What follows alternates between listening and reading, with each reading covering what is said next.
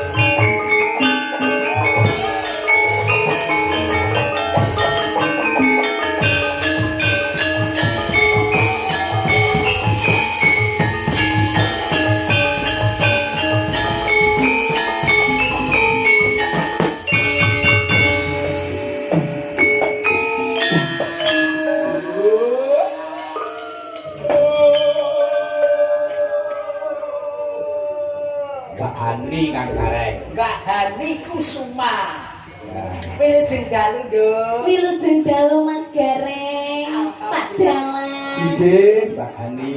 Pripun pawartosipun? Alhamdulillah isih waras, Mbak. Tasih waras nggih, mboten semangat. Mboten. Ngapunten pipise nggih lancar. Oh, lancar.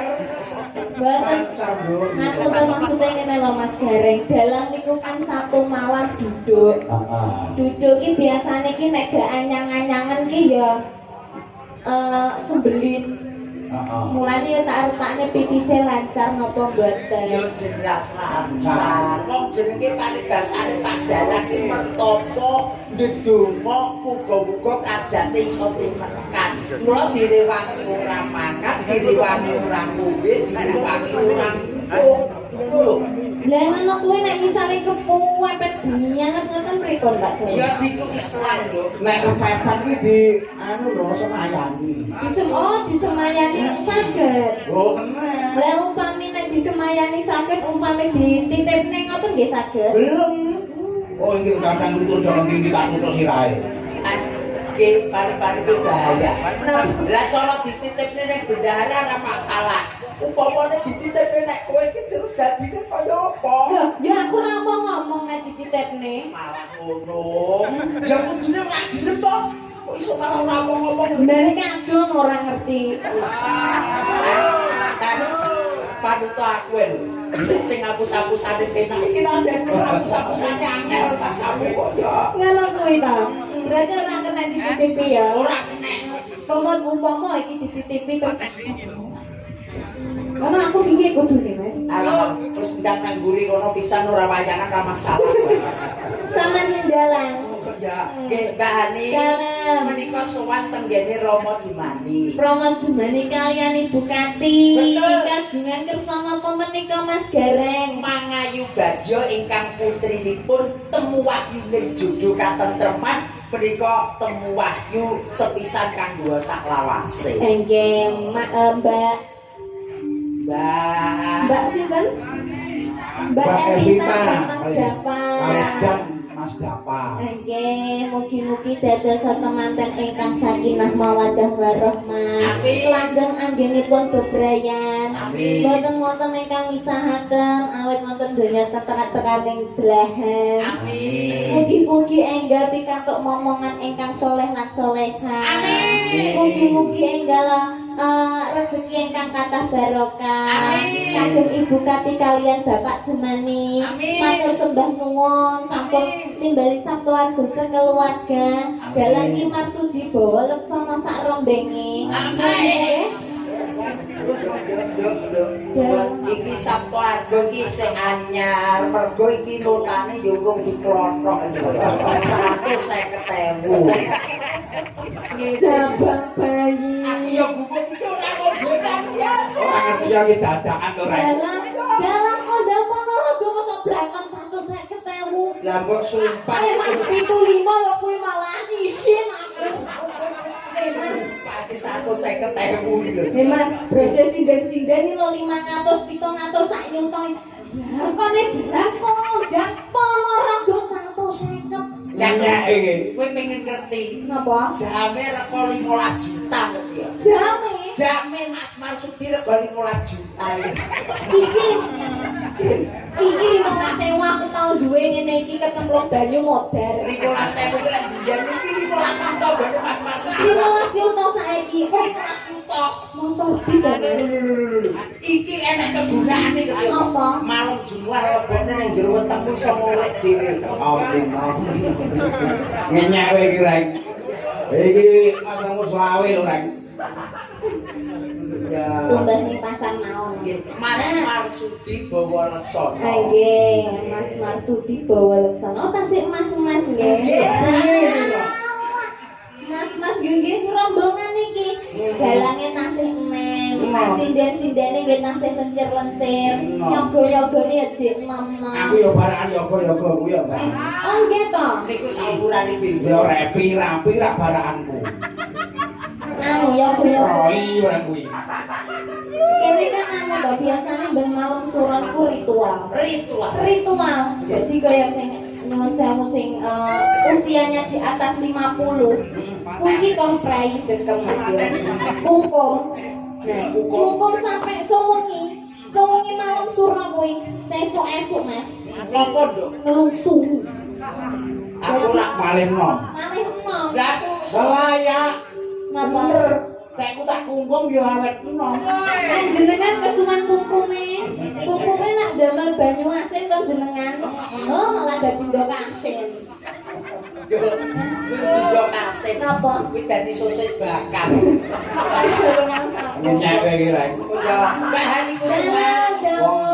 Hiburan iki. Apike kaya ngene terus bakar. Oh, rupane kaya sosis Nggih, bakar. kantor ugi sugeng dalu sugeng midhangetaken kagem sedaya sederek Bapak Ibu sekalian, Mas Adik, Mak Dembok De, warga masyarakat Krandu. Ngrandu, Kecamatan Kauman, Sumarata. Oh Sumarata.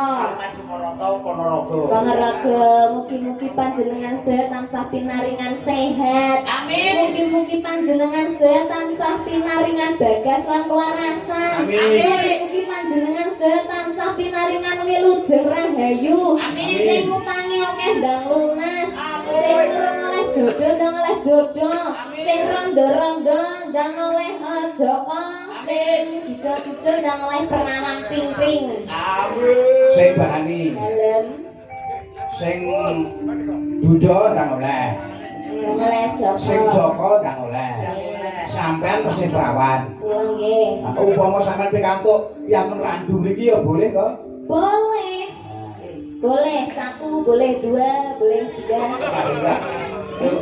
Apa iki piye to? Mosok arep kaya lawan brodoli. Ora lho Mas. Ya wong bojoke siji tok nek seneng karo dulur randu ya ndang dipilih sitok gomble nang tuwa. Seleksi. Zaman sekarang itu harus diseleksi. Para pria-pria itu di luar sana banyak yang tidak baik, mboten sedaya nggih. Tapi kula yakin ten rombongan iki sedaya baik. Sedaya itu jujur, kabeh setia.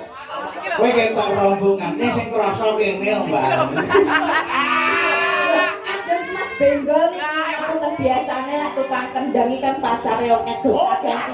Gawane sinden ngene iki mulai Mas Bendol ya langsung apa tenggriane pamit langsung. Ora kok dadak mumpar ngampur. Real to. Ya nggih. Berani Dalem tukang son tukang son. Mahfud batine wong ini, wong iki nyemoni aku. Lah aku marah ya tahun anu nemoni mampir nek di Mas Denny Mas. Pot layak tanggapan cek kapan ke ramule bocah nang kamu to. Keri lho sari. Mbak Hani. Dalam. Menika wonten tamu dutan nggih, Mas Masudi, juga kali kawontenan menika Mbak Hani kersanipun nembang. Nggih. Nah, monggo bebas Mbak Hani. Nggih, monggo bebas, pokoke engko sing penting aja ngantek lali jaranane didekne. Ah, Puspita Nolo. Ya, Puspita Nolo. Puspita niku artinya apa Mas? Puspita ku jaman biyen mereke pajar kek diunyerne ngono kae. Puspita niku artinya Apa? artinya perempuan nggih. Puspita ku ya pita ku ya kae jaman biyen sing Masa ta? Puspita ki ya Puspita iku keindahan, Mbak. Keindahan. Utawa keindahan. Kuwi jebule lek kowe ngartekne kuwi padha karo nggonku. Apa? Pus jepita. Ya ora apa-apa nduk wis nggih lagu ae. Kuwi lak tunggale susus bakar to. Puspita Nolo. Kadang ya wasin. Sosis bakar iki lho nek kokean bumbu. Kadang ya panas, ora mesti Kadang ya pedes. brindil-brindil. Kadang ya sok ireng gosong ngono. Kaya kegedean geni nek bakar. Kadang malah ya malah gumedi mekar ngono. Ya sosok ya mungkret barang. Monggo Puspita Nolo mungkret. Bocah kene kaya wis genah, Mbak. Lah genakan niku namung teori to, Pak. Teori. Teori mawon, prakteke nggih. Ayo. Maka Puspita Nolo, Mas Begal. Yuk. Ya, Puspita Nolo. Nah, Puspita Nolo rokok lingkune Mbak Ani. Gimana, Mas? Oke? Oke, Jos? Puspita Nolo, oke? Ya. Oke, tenang ya. Ki pokoke kabeh iki iso lho tadi. Biasanya musik ya ada, tapi malam hari ini khusus klasik. Oh, ngaten. Nah, Oh, lah niki musisine tilem kok, Mas. Kuwi ora turu ki, Dok. Kuwi topo. Kuwi topo ya. Iya. Oke, Mas Tiga, nggih, Puspita Nolo. Yuk. Yuk. Iki joget ku nggih. Oh ya. Itu jogetnya mesti kepenak. Ya, itu mesti ya Iya, iki wis kebagian sosis bakar. Karo ndok asin. Ndok asin. Iso-iso bakar wireng nek rampung. Kaya gosoke gede geni ki mau. Moga pripun Mas Bega apa digantos ngitune Oh, kok? digantos anu niki buat temanten berdua. Ya, manut. Lestari siap. Moga Aku Puspita Nolo. susu bakar sigareng ki sing selawe nanemu wae. Wong sapa wong kene 2,5 kenyang ae. Beracun kuwi wis jamu. Asep kuwi cipilis opo piye Mas aku kuwi. Ayo Mas. Puspita Nolo. Jare wong sawet bareng ya. Asli. Piye, Dok? Jogete, Dok?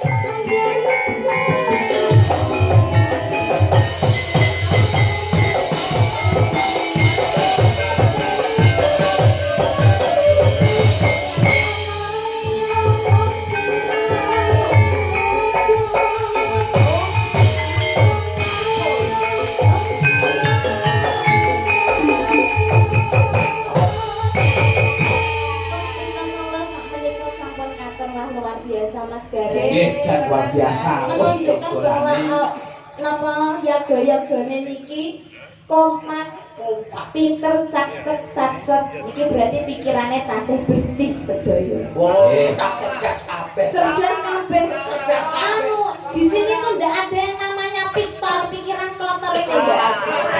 Enek sing rada suwe kuwi mau mergo kokean ngesot. Lah, kalau kuwi sampun nggih Pak Dalang nggih Mas Gareng. Nggih, sembah nuwun Mbak Ani, Regan Ruhin menika. Jadi, ampun karbien Mbak Andi wonten Oh nggih, Derek. apa sak menika? Nggih. Menika sadèrèngipun wonten serat Candhi kula waca rumiyin nggih Mbak Ani. Nggih, siap monggo. Sugeng dalu Pak Dalang sugeng makarya. Semoga lancar danipun saking Kang Suyat. Nggih. Matur panuwun. Nggih, doanipun mugi sukses selalu. Nggih. Wonten malih menika saking Mas Kawit. Assalamualaikum. Waalaikumsalam. Sange wilujeng dalu saking dulur dhewe badhe nyuwun gendhing setunggal bajeng loncat kaping kalih ninggal katresnan. Gendhing punika kula kintunaken dumateng Mbak Yu Sisum. Yu Sisum. Ugi Pak Puh Gimin lan Mbah Gito lan ugi kula kintunaken dumateng warga sedaya ingkang wonten dalem. Matur sembah nyuwun kagem madange mugi-mugi tansah pirangan sehat lancar rezeki. Amin amin ya rabbal alamin. Nggih matur panuwun Mas Kawit mugi panjenengan ugi sukses selalu. Amin amin ya rabbal alamin. Nggih. Tapi Mbak Ani monggo jan pilih iki ugi wonten pamundutan sesidepan. Napa ngangkani Terus mungkin jenengan kan jatil malih. oh jatil malih nggih. Kudune nganggo sambel iki sing. Sambel. Sing nek nganggo sambel Mas. Sambel mergane ke mau wis ana sosis karo endhog. Nggih. Dadi kaya.